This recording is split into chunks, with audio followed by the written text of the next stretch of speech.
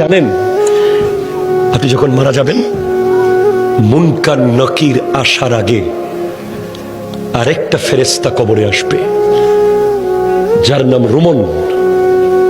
সে আপনাকে বসাবে, বলবে লেখো উকতুব আমালাক, তোমার ৬০ বছর কি কি করেছো প্রত্যেকটা মুহূর্ত লিখে দাও।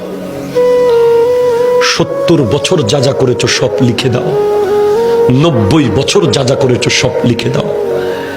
আপনি জীবনে একটা বাজারের লিস্ট লেখেন নাই, আপনি জীবনে একটা দোকানের হিসাব লেখেন নাই, আপনি ট্যালেন্ট ছাত্র ছিলেন, শুধু লিখতে বিরক্ত লাগে বলে আপনি ফার্স্ট ক্লাস পান নাই কলেজে ইউনিভার্সিটিতে। আপনাকে ৬০ বছরের লেখা লিখতে হবে। প্রশ্ন করবেন, এই ফেরেশতা কালি কোথায় পাবো এত? বলবে মুখের থুতুকে কালি বানাও। কলম কোথায় পাবো? হাতের আঙ্গুলকে কলম বানাও। কাগজ কোথায় পাবো? গায়ের কাফনকে কাগজ বানাও। লিখে দিতে হবে। নামাজ পড়েছেন, কলম চলবে দ্রুত। রোজা রেখেছেন, কলম স্পিডে চলবে। দান করেছেন, কলম স্পিডে চলবে। মা বাবার খিদমত করেছেন, কলম দ্রুত চলবে। সুদ খেয়েছেন, কলম চলবে না। ঘুষ খেয়েছেন, কলম চলবে না।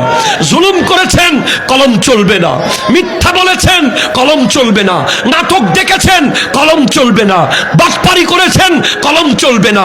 নামাজ পড়েন নাই, কলম চলবে না।